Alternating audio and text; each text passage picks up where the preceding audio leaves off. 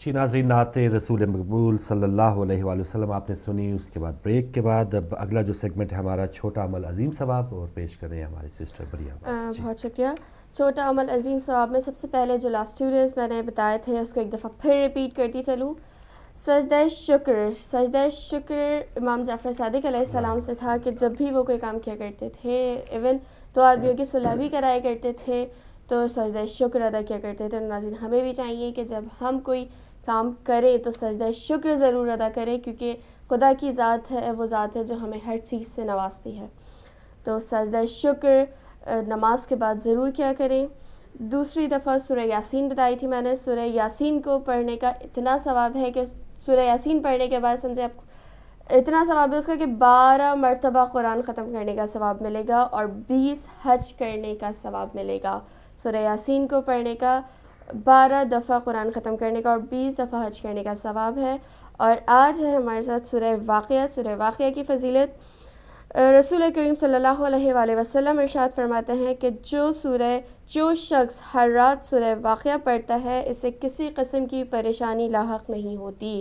رسول اکرم صلی اللہ علیہ وآلہ وسلم فرماتے ہیں کہ جو شخص ہر رات کو سورہ واقعہ پڑھتا ہے تو اس سے کسی قسم کی پریشانی لاحق نہیں ہوتی. رات میں سونے سے پہلے سورہ واقعہ ضرور پڑھا کرے، اس سے آپ کی کوئی پریشانی لاحق نہیں ہوتی. اور حضرت امام جعفر صادق علیہ السلام سے منقول ہے کہ جو شخص ہر رات کو سونے سے قبل سورہ واقعہ پڑھے تو خداوند عالم سے ملاقات کرے گا اور اس کا چہرہ مثل روشن ہوگا. اور حضرت امام جعفر صادق ایک اور جگہ ارشاد فرما رہے ہیں کہ جو شخص سورہ واقعہ پڑھے گا وہ بہشت اور اس کی چیزوں کا اشتیاق رکھتا ہوگا. اور اس سے جو سورہ واقعہ پڑھتا ہوگا رات میں سونے سے پہلے سورہ واقعہ، سورہ یاسین، یہ چھوٹی چھوٹی صورتیں ہیں جو لازمی پڑھا کریں. اس پہ ایک تو رات میں سکون کی نیند بھی آئے گی، اور دوسری چیز یہ ہے کہ آپ کی جو اگر انسان یہ سورہ پڑھ کے صبح مرے گا بھی تو اس کو جنت میں بھی اعلیٰ مقام حاصل ہوگا. تو یہ تھے ہمارے عظیم سوال چھوٹا سوال. پڑھتے ہیں. بہت شکریہ. جی ناظرین، اور جو تازہ ترین خبریں ہیں، سب سے پہلے شیعہ کلنگ سے متعلق خبر، اور اس سے پہلے سعودی عرب کی جو کل میں نے ایک خبر دی تھی کہ ایک 20 سالہ علی محمد باقر کو قطیف میں بغاوت کے الزام میں پھانسی کا سزا سنائی گئی ہے. اس کے بعد اس سے پہلے بھی جو ایک واقعہ ہوا اس میں شیعہ عالم دین شیخ جعفر کے 26 سالہ بیٹے کو بھی سزائے موت سنائی گئی تھی. تو یہ 2 اہم شخصیات تھیں جن کو محض حکومت کے خلاف آواز بلند کرنے اور ناانصافیوں کے خلاف آواز بلند کرنے کی پاداش میں پھانسی کی سزا سنائی گئی. تو یہ سعودی عرب کی ایک خبر جو تھوڑی سی مزید آپ کے لیے میں نے شیئر کی. پاکستان میں شیعہ کلنگ کا سلسلہ جاری ہے، اور کل ایک اور افسوسناک واقعہ اور ایک اور ایسا محسن جس کا معاشرے میں فائدہ ہی فائدہ تھا. کچھ ایسے شعبۂ زندگی ہوتے ہیں، کوئی ڈاکٹر ہے، وکیل ہے، پروفیسر ہے، عالم دین ہے، ایسی شخصیات کا معاشرے میں فائدہ ہے، کوئی نقصان نہیں ہے، اور وہ بالکل بغیر کسی تمیز کے تفریق کے، چاہے وہ اس کے فرقے کا کوئی بندہ ہے، چاہے اس کے کوئی مذہب کا بندہ ہے، یہ انسانیت کی خدمت کرنے والے لوگ ہوتے ہیں. ان کی کسی سے کوئی دشمنی نہیں ہوتی، کوئی سروکار نہیں ہوتی. لیکن افسوس کی بات کہ ایک بار پھر شیعہ ڈاکٹر جو ہیں وہ نشانہ بنے، اور کل جو کراچی کے فیڈرل بی ایریا میں ایک واقعہ پیش آیا فائرنگ کا، لشکر جھنگوی کے دہشت گردوں نے فائرنگ کی اور ڈاکٹر حسن علی شہید ہو گئے. اور اس حوالے سے جتنی بھی اس کی مذمت کی جائے، افسوس کیا جائے، کم ہے. اور شیعہ ڈاکٹرز کراچی میں اور بالعموم جو پورے پاکستان میں جو صورتحال ہے بہت ہی مخدوش ہے، اور اس میں کچھ ججز کو بھی نشانہ بنایا گیا، کچھ مجسٹریٹس جو ہیں اس کا نشانہ بن چکے ہیں، پروفیسرز جو ہیں اس کا نشانہ بن چکے ہیں. لیکن حکومت کی طرف سے بہت ایسے وعدے تسلیہ تو دی جاتی ہے، اور خاص طور پہ جب کراچی کی بات کریں تو کراچی میں تو ایک بہت بڑا ایک آپریشن بھی جاری ہے کہ پاکستان کے ایک شہر رگ جسے کراچی کہا جاتا ہے، اس میں جب تک امن و امان نہیں ہوگا تو پاکستان کوئی جو ایک معاشی صورتحال ہے، پاکستان کی جو مجموعی جو ایک لا اینڈ آرڈر کی جو صورتحال اس میں بہتری نہیں آ سکتی جب تک کراچی بہتر نہیں ہوتا. تو وہاں پر قائم علی شاہ صاحب بھی ہیں، وہاں پر رینجرز، پولیس، فوج سب وہاں پر موجود ہے، لیکن شیعہ کلنگ کا سلسلہ نہیں تھم رہا. اس سے پہلے کے جو واقعات ہوئے وہ بھی، اور کل فیڈرل بی ایریا میں جو ڈاکٹر صاحب کو شہید کیا گیا، بہت ہی افسوسناک خبر. اور بہت زیادہ ایک ایسی فضا ہے کہ بہت ہی مشکل دور سے اس وقت شیعہ مومنین پاکستان کے گزر رہے ہیں. یہ واقعات گو کہ 1963 سے جاری ہے، لیکن ان دنوں جو شدت آئی ہے خاص طور پہ اس دور حکومت میں 5 جون کو نواز شریف صاحب کی حکومت کا پورا 1 سال ہو جائے گا. ان کی حلف تقریب کے بعد جو سے ایک عرصہ گزرا ہے 1 سال مکمل ہوگا. لیکن 1 سال میں جو کلنگ کا سلسلہ جاری ہے اور کلرز کو چھوڑنے کا جو سلسلہ جاری ہے، یہ دونوں انداز آپ کے سامنے ہے. کل کی خبر یہی تھی کہ ملک اسحاق جو 100 سے زیادہ افراد کو شیعہ مومنین کو قتل کر چکا ہے، اس کی مزید 3 مقدمات میں اس کی ضمانت ہوئی ہے. تو ایک تو قتل کرنے والے ہیں وہ تو مجرم ہیں ہی ہیں، لیکن ایسے قاتلوں کے جو جرم ہیں وہ جن لوگوں کو نظر نہیں آ رہے، میں سمجھتا ہوں کہ وہ بھی اس جرم میں ان 100 جو قتل کی سزا ملے گی اس ملک اسحاق اور اس کی ساری تنظیم کے لوگوں کو. میں سمجھتا ہوں کہ جو اوپر اس کو چھوڑنے والے ہیں، اس کو شے دینے والے ہیں، اس کی حمایت کرنے والے ہیں، وہ بھی برابر کے مجرم ہیں.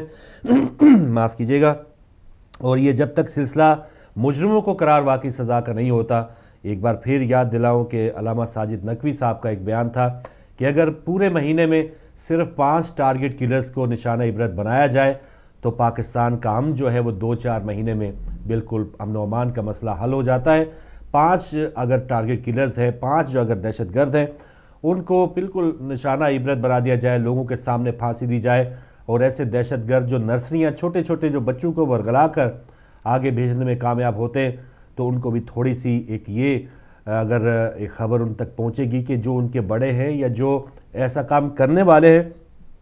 ان کو قرار واقعی سزا ملتی ہے تو پھر شاید وہ بھی ہچکچائیں. لیکن اب ان کو بالکل تسلی ہے، کوئی روک رکاوٹ نہیں ہے. ہزار کلو بارود جو ہے وہ ایک جگہ سے پکڑا جاتا ہے، وہ جگہ ویسی کی ویسی رہتی ہے. اس حوالے سے کوئی وہ وہاں پر بندی کے حوالے سے یا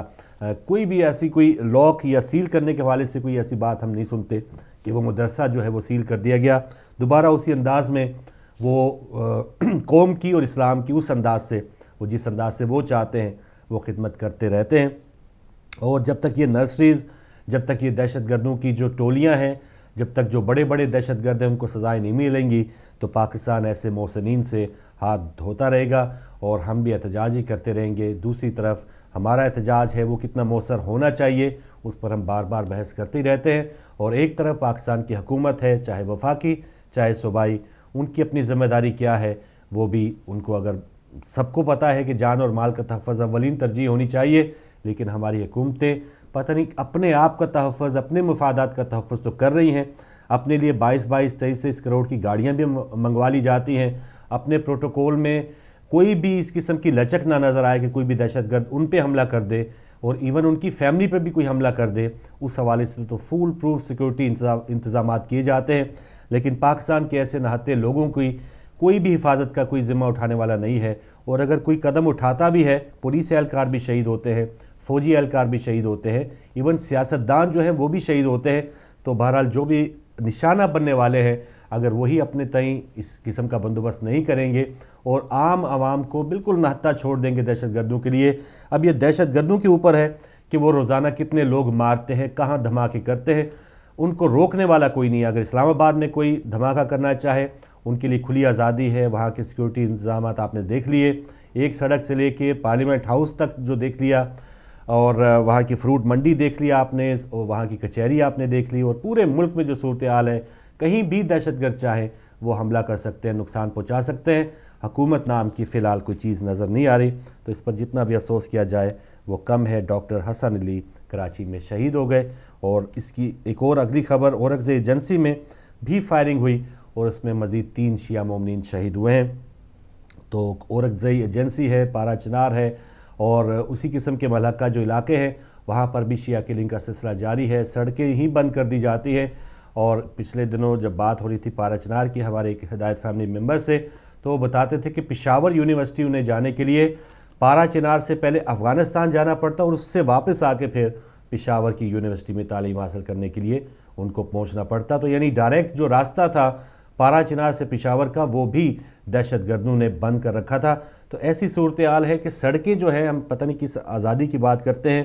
سڑکیں جو ہیں وہ بھی دہشت گردوں کے بالکل زیر سایہ ہیں. علاقوں کے علاقے جو ہیں وہ ان کی دسترس میں ہیں. چلیں یہ تو شمالی علاقوں کی بات کر رہا ہوں، کراچی جیسا گنجان آباد شہر جو سب کا مرکز ہے، وہاں بھی اگر 20-25 علاقہ طالبان کے زیر کنٹرول ہو تو پھر آپ دیکھ لیں کہ ہمارے ادارے، ہمارے بڑے جو بار بار میٹنگز کرتے ہیں، اس کا فائدہ کیا ہو رہا ہے۔ اس حوالے سے دوبارہ ان کو سوچنا چاہیے۔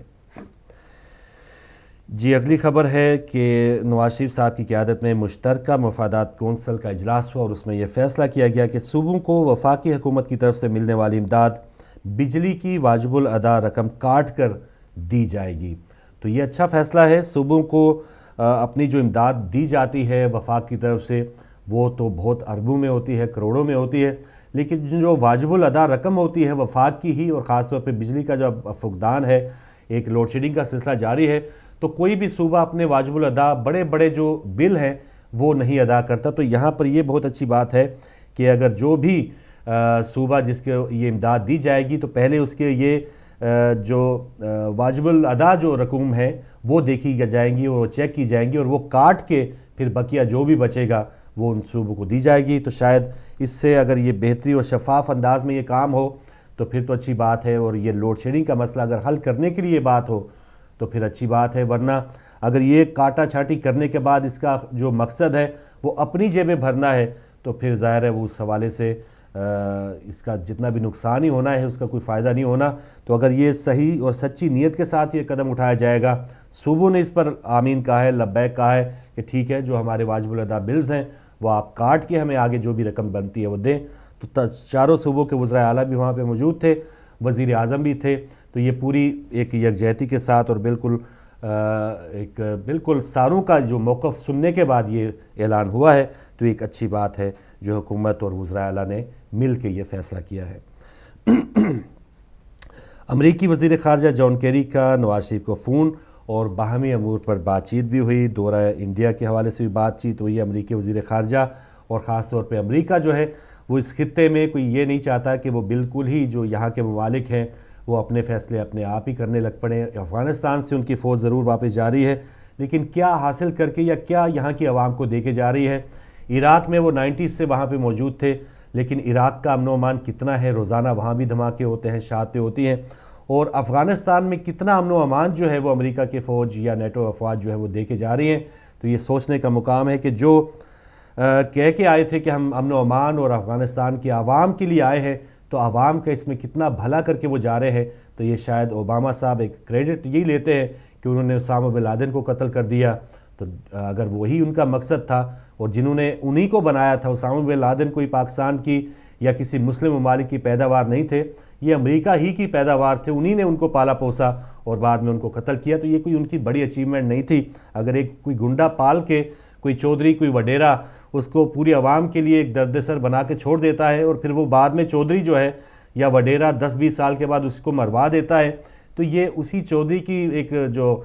کہہ لے کہ ذمہ داری ہوتی ہے یا جو اس کی غلطی ہوتی ہے، اگر اس کو ختم کرنے کے لیے کچھ اقدامات کرتا ہے تو دیگر عوام پہ کوئی احسان نہیں کرتا۔ تو امریکہ نے اگر اسامہ بن لادن کو مارا تھا تو یہ اس نے دیگر عوام کو کوئی احسان نہیں کیا، وہ اس کی اپنی پیداوار تھی، اس نے اس کو یوز کیا اور جب کام کا نہ رہا تو اس کو مروا دیا۔ تو یہ سلسلہ تھا۔ امریکہ پتہ نہیں کس حوالے سے یہ کریڈٹ لینا چاہ رہا ہے کہ ہم بہت ہی بہترین فضا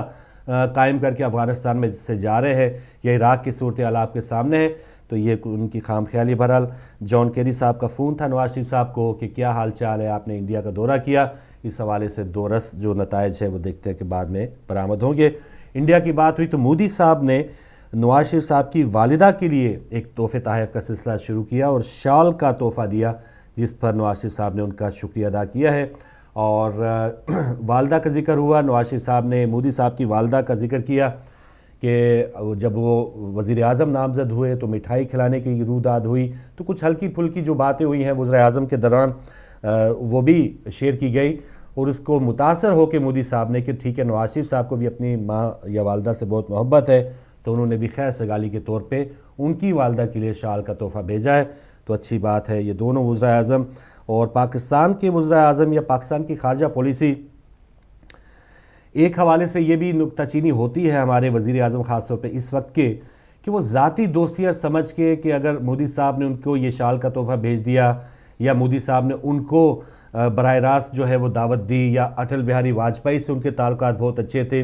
یا چین کے پرائم منسٹر سے ان کے اچھے تعلقات ہیں، ترکی سے، تو یہ ذاتی جو اپنی دوستیاں ہیں یہ آگے اس کو ایک خارجہ پالیسی کی سطح تک لے جانا، یا یہ کہہ دینا کہ یہ مودی نواز شریف دوستی جو ہے وہ اصل میں انڈیا پاکستان کی دوستی ہے، تو یہ خام خیالی ہے۔ اگلے ہی دن جو بیانات آئے وہاں کی وزارت خارجہ کی طرف سے، تو یہ انڈینز اور پاکستانیوں کے لیے بالکل سامنے ہے کہ یہ دونوں ممالک کی جو خارجہ پالیسیاں ہیں یا اہم ترین جو دوستیاں وہ کتنی نزدیک ہیں۔ تو یہ آپس میں جو ذاتی دوستیوں کے پالنے کا ایک سلسلہ ہے وہ تو ہے ہی ہے، لیکن نواز شریف صاحب اگر یہ سوچ لے کہ مودی صاحب کی طرف سے میری والدہ کو شال آ گئی ہے اور وہ سارے پاکستانیوں میں جو بھوکی ننگی عوام ہے اس کا بھی تحفظ کریں گے، یا اس حوالے سے بھی وہ کچھ اچھا یا ہمدرد رویہ رکھیں گے، تو یہ ان کی بھول ہوگی۔ اور یہ ذاتی جو دوستیاں ہیں ضرور ہے کچھ نہ کچھ میٹر کرتی ہیں، لیکن کہیں نہ کہیں جا کے اس سے آگے جو ایک ملکوں کی دوستیاں ہوتی ہیں وہی اہمیت کی حامل ہوتی ہیں، ذاتی دوستیاں پیچھے رہ جاتی ہیں۔ بھٹو صاحب کی بہت سی ذاتی دوستیاں تھیں جب وہ اس وقت قید میں پھنسے ہوئے تھے، لیکن وہ کام نہیں اس وقت آئی، لیکن جو بھی اقتدار میں تھا، جو بھی اس وقت ایک آمر تھا، اس نے اپنا کام کر دکھایا۔ تو ذاتی دوستیاں ایک حد تک تو رہتی ہیں، نواز شریف صاحب کی بھی ایون ذاتی دوستیاں تھیں، لیکن بعد میں ان کو ملک سے باہر ہی جانا پڑا۔ بہرحال جان تو ان کی بچی، لیکن ملک سے باہر جانا ہی پڑا۔ تو یہ ذاتی دوستیاں ہم مشرف صاحب کی بھی ہیں، اب وہ دیکھیں کس حال میں ہے۔ تو یہ ذاتی دوستیاں بار بار مجھے یاد آ رہی ہے، آپ نے جو پرانے پرائم منسٹرز اور صدور رہ چکے ہیں، ذاتی دوستیاں انہوں نے بہت پالی ہیں، لیکن فائدہ ان کو اپنا اس وقت نہیں ہوا جب ان کو ضرورت تھی۔ اور ظاہر ہے پھر قوم کا اس میں کیا فائدہ ہوگا کہ جب دونوں اب وہ وزیر اعظم نہ رہے یا کوئی بھی پرانے وزیر اعظم وہ چینج ہو جائیں، تو پھر نئے تو سرے سے اگر خارجہ پالیسی بنانی پڑے تو اس میں کتنا سردردی یا کس انداز سے دوبارہ سر نو کام کرنا پڑتا ہے۔ تو یہ مشکلات ہمیشہ پاکستان کی رہی ہیں، اور خاص طور پہ نواز شریف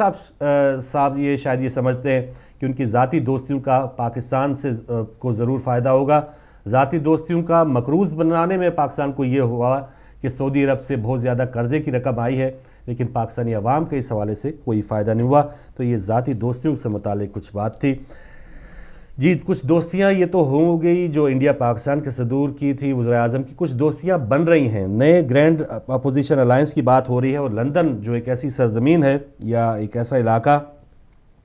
جہاں پر میثاق جمہوریت بھی ہو چکے ہیں، اور جو بھی پاکستان میں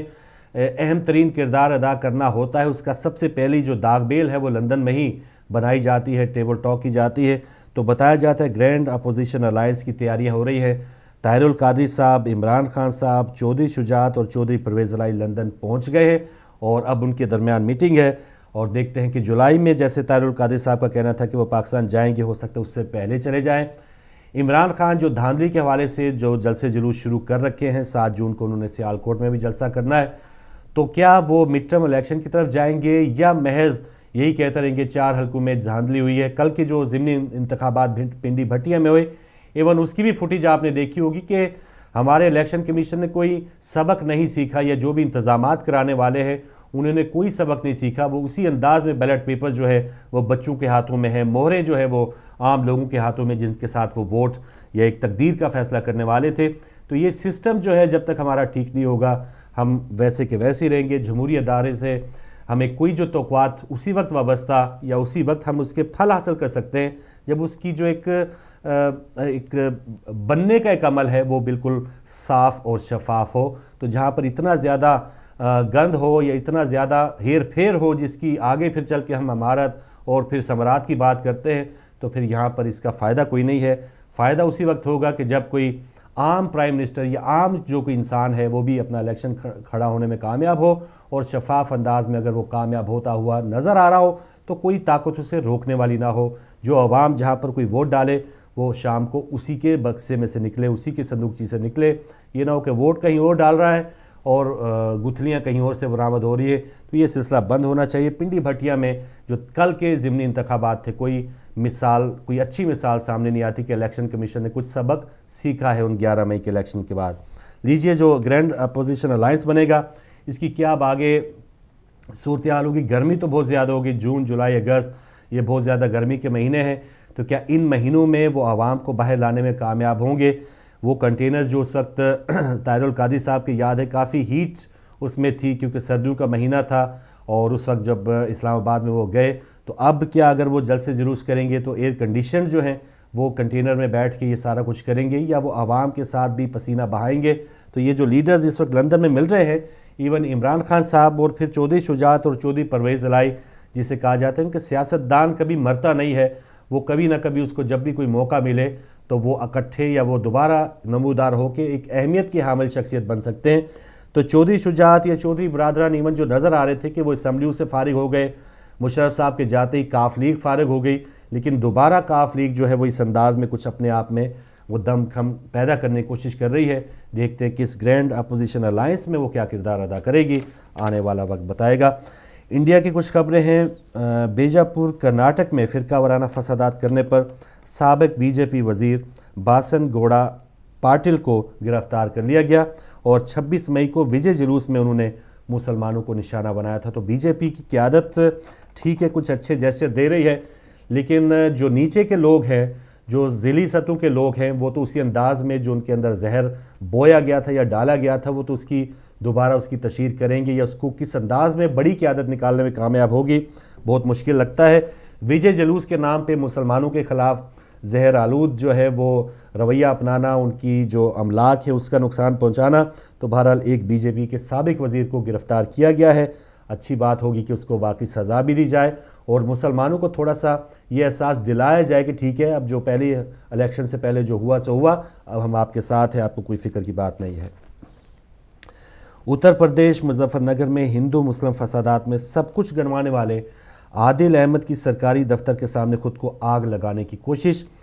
ان کا کہنا تھا کہ بار بار درخواست دی لیکن املاک کا نقصان پورا نہیں کیا جا رہا۔ تو عادل احمد مظفر نگر کے رہائشی، اور انہوں نے اپنے آپ کو ہی ختم کرنے کی ٹھان لی، کیونکہ بار بار وہ سرکاری دفاتر کا چکر لگاتے رہے۔ بہت سے مسلمان گھرانے وہاں سے ہجرت کرنے پہ مجبور ہوئے، ان کو واپس لایا گیا اس وعدے کے ساتھ کہ آپ کا جو بھی نقصان ہوئے وہ پورا کیا جائے گا، لیکن بہت سے گھرانے اب بھی انتظار میں ہیں کہ حکومت وہ اپنا وعدہ پورا کرے، جس میں عادل احمد بھی شامل تھے۔ یہ دونوں خبریں انڈین اخبارات میں چھپی جو میں نے آپ کے ساتھ شیئر کی۔ یہاں کی جو مقامی اخبار ہے اس میں ایک ہیڈ لائن ہے، نواز شریف صاحب کا کہنا ہے کہ افغانستان دہشت گردوں کو پاکستان میں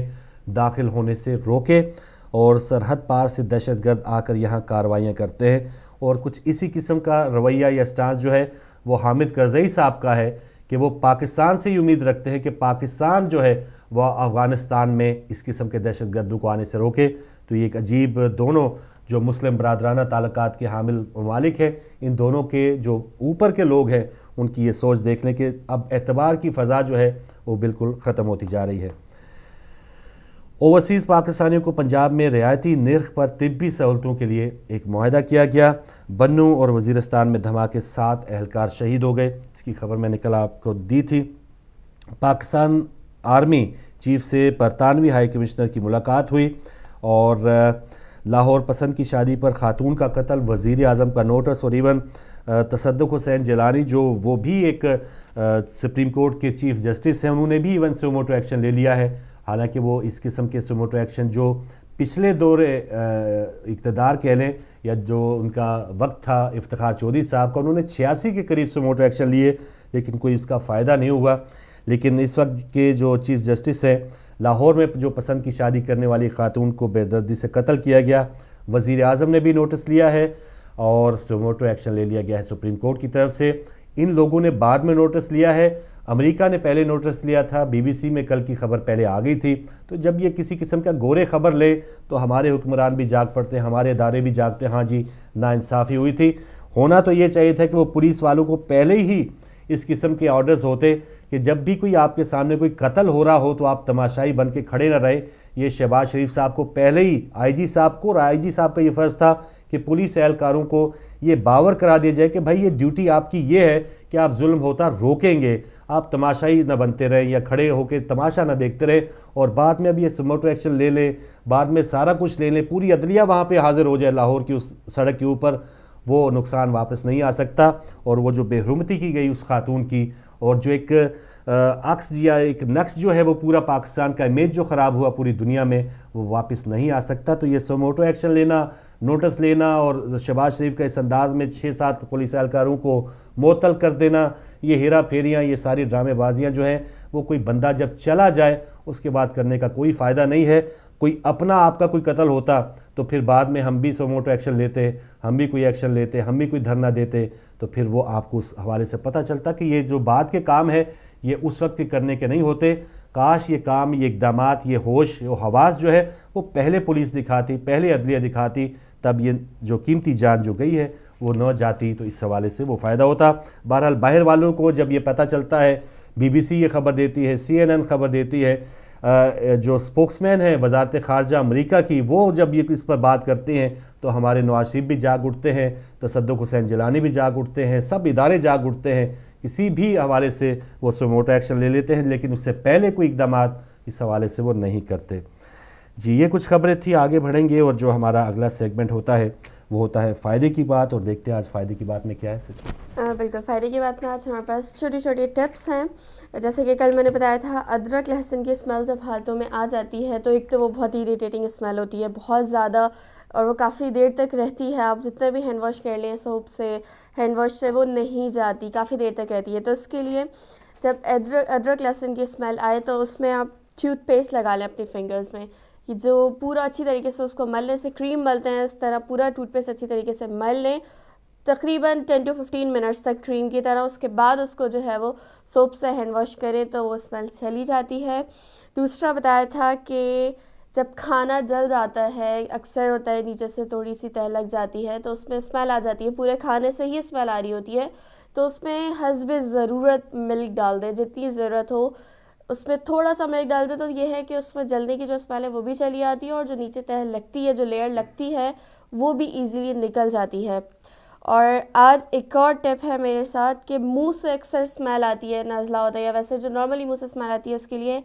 دن میں 3 مرتبہ سونف، کچی سونف ہوتی ہے، وہ چبانے سے جو ہے وہ اسمیل چلی جاتی ہے. دن میں 3 مرتبہ سونف، تھوڑی تھوڑی سی سونف چبا لیا کریں، یا ویسے بھی آپ اپنے پاس رکھیں اور نارملی جب بھی اسمیل آیا وہ سونف چبا لیں تو چلی جاتی ہے. اور ایک اہم ٹپس ہے کہ کریلا اکثر بناتے، کریلا بہت زیادہ کڑوا بنتا ہے، بہت ہی زیادہ، لیکن جب کریلے کو کاٹ کے واش کریں، واش کرنے کے بعد اس کو نمک اور ونیگر ڈال کے تھوڑی دیر کے لیے چھوڑ دیں، 10-15 منٹ کے لیے چھوڑا، اس کے بعد پھر واش کریں اور اس میں پھر نمک اور ونیگر، سرکہ جو ہے وہ ڈال کے اچھی طریقے سے ہاتھ سے مسلیں، اور مسلنے کے بعد اس کو پھر 5-10 منٹ کے لیے چھوڑ دیں، اور بنانے سے پہلے پھر اس کو جو ہے وہ پانی سے بہت اچھی طریقے سے واش کریں، چھنی میں ڈال کے جو ہے وہ مسل کے کہ جو ونیگر ڈالا تھا، ونیگر جب وہ نکلتا ہے نا کریلے میں سے، جب وہ پانی سے واش کریں تو جب وہ ونیگر نکلتا ہے اس کے ساتھ ساتھ کریلے کی جو کڑواہٹ ہوتی ہے نا وہ بھی نکل جاتی ہے. تو تقریباً آدھا گھنٹہ پہلے آپ کو 2 دفعہ چینج کرنا ہے، ایک دفعہ جو ہے وہ کریلا ونیگر لگا کے 15 منٹ کے لیے چھوڑ دیں، پھر واش کریں اس کو، اور پھر دوبارہ اس پہ جو ہے وہ ونیگر اور نمک ڈال کے رکھ دیں. 15 منٹ کے بعد پھر اس کو بنائیں، اور بنائیں جب تو اس میں خوب ساری پیاز اور ٹماٹر ڈال کے جو ہے وہ بنائیں، تو اس سے کریلا کڑوا ہوگا، ظاہر سی بات ہے وہ ہے کڑوا، لیکن اتنی زیادہ کڑواہٹ نہیں ہوگی اس کے اندر، کم کڑوا ہوگا وہ. دوسری چیز ہے، چاول بناتے وقت اکثر چاول گیلے ہو جاتے ہیں، اور وہ تو ظاہر سی بات ہے جب چاول میں پانی زیادہ ڈالیں گے تو وہ گیلے ہوں گے، لیکن یہ ہے کہ ذرا ہوتا ہے بہت سے چاول میں بھی پرابلم ہوتی ہے کہ جب کم پانی میں بھی بناؤ تو وہ گیلے ہو جاتے ہیں. تو اس کے لیے جب چاول بوائل کر رہے ہوں تو اس میں تھوڑا سا ونیگر ڈال دیں، کم سے کم 1 ٹیبل اسپون یا ونیگر ڈال دیں، تو اس میں یہ ہوگا کہ چاول جو ہے وہ کھلے کھلے بنتے ہیں، اتنے گیلے نہیں ہوتے. کیونکہ اکثر بریانی کے چاول بناؤ، جب بریانی بناؤ تو چاول جب کھلے کھلے نہیں بنتے تو وہ بریانی کا مزہ بھی نہیں آتا. تو پانی بھی کم رکھیں، اور اس کے لیے یہ ہے کہ تھوڑا سا ونیگر ڈال دیں تو چاول کھلے کھلے بنتے ہیں. اور ایک اور ٹپ ہے، جب پیاز کاٹتے ہیں تو آنکھوں سے بہت پانی جاری ہوتا ہے کیونکہ لگتی ہے اس کی مرچیں. تو جب پیاز کاٹنی ہو، جتنی پیاز کاٹنی ہو، آپ رات میں پیاز لے کے اس کو پلاسٹک بیگ میں لے کے فریج میں رکھ دیں، پوری رات وہ فریج میں رکھی رہے، صبح اٹھ کے وہ پیاز کاٹیں تو اس سے آنکھوں میں مرچیں نہیں لگتی. جتنی بھی پیاز لے کاٹنی ہو آپ کو، ایک دن پہلے اس کو فریج میں رکھ دیں، کم سے کم پوری رات وہ فریج میں رہے، یا اگر رات میں بنانی ہے تو صبح ہی اٹھتے رکھ دیں اسے فریج میں، جتنی بھی پیاز کاٹنی ہو. تو جب کاٹیں گے آپ تو آنکھوں سے پانی نہیں جاری ہوگا، مرچ نہیں لگے گی. اور ایک اور ہے کہ سالن میں نمک تیز ہو جاتا ہے، اکثر تو پریشان ہو جاتے ہیں سالن میں نمک تیز ہو گیا کیا کریں، تو اکثر پانی ڈالتا ہے، پھر بیلنس کرتے ہیں مسالہ کہ نہیں کم ہو گیا زیادہ ہو گیا. تو اس کا بہترین حل یہ ہے کہ ایک آلو چھیل کے ڈال دیں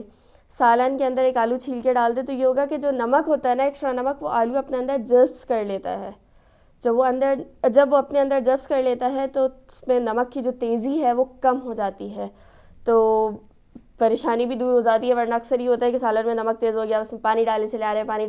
رہے ہیں، پھر ظاہر سی بات ہے پانی ڈالا تو اس میں مرچیں کم ہو گئیں، باقی مسالہ کم ہو گیا، پھر وہ بیلنس کیا. تو سب سے بہترین حل اس کا اور سب سے آسان حل یہ ہے کہ ایک آلو کو چھیل کے اس کے اندر ڈال دیں. تو یہ ہے کہ سالن کا جتنا ایکسٹرا نمک ہوتا ہے وہ سب اس کے اپنے اندر جو ہے وہ جبس کر لیتا ہے. تو یہ تھی ہماری فائدے کی بات. بہت اچھا جی. اور آپ کی فائدے کی باتوں میں 80% ایسی باتیں تھیں کہ جو بھوک لگانے والی باتیں تھیں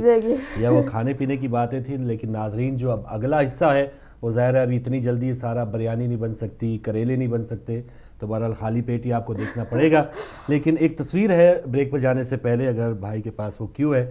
کہ ہم جمہوریت کی بات کرتے ہیں، اپنے پرائم منسٹر کی بات کرتے ہیں، بڑے بڑے ان کے پروٹوکولز کی بات کرتے ہیں،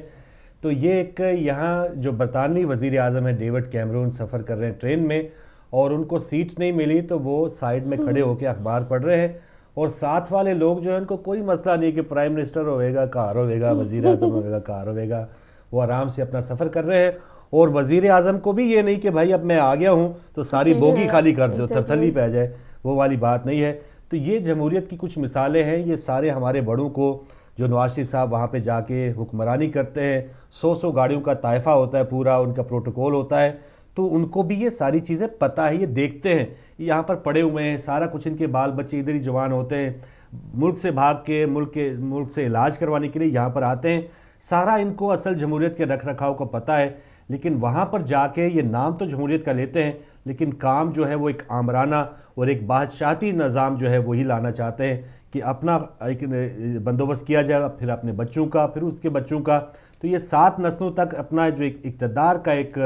چاہتے ہیں نا کہ جو مزہ وہی ان کی نسلوں کو آتا رہے. تو یہ اس حوالے سے اصل جمہوریت کیا ہے، یہاں کے پرائم منسٹر نے کھڑے ہو کے سفر کر کے بتا دیا کہ یہ اصل جمہوریت ہے. اور عام عوام کو حقوق دینے کے حوالے سے جو بات کی جاتی ہے، تو کیا اس انداز میں ہمارے ہاں بھی کچھ ایسے حقوق ملیں گے؟ عام پاکستانی جو ہیں وہ کیا اپنے پرائم منسٹر کے ساتھ اس انداز میں سفر کر پائیں گے کہ پرائم منسٹر بغیر کسی پروٹوکول کے وہ کھڑے ہیں اور عام پاکستانی بیٹھے ہیں؟ اب تو وہ شہری بند کر دیا جاتا ہے. ایون وہ گندم کاٹنے کی، وہ جلانے کی، آپ کو پچھلے مہینے کی خبریں یاد ہوگی کہ چنیوٹ میں،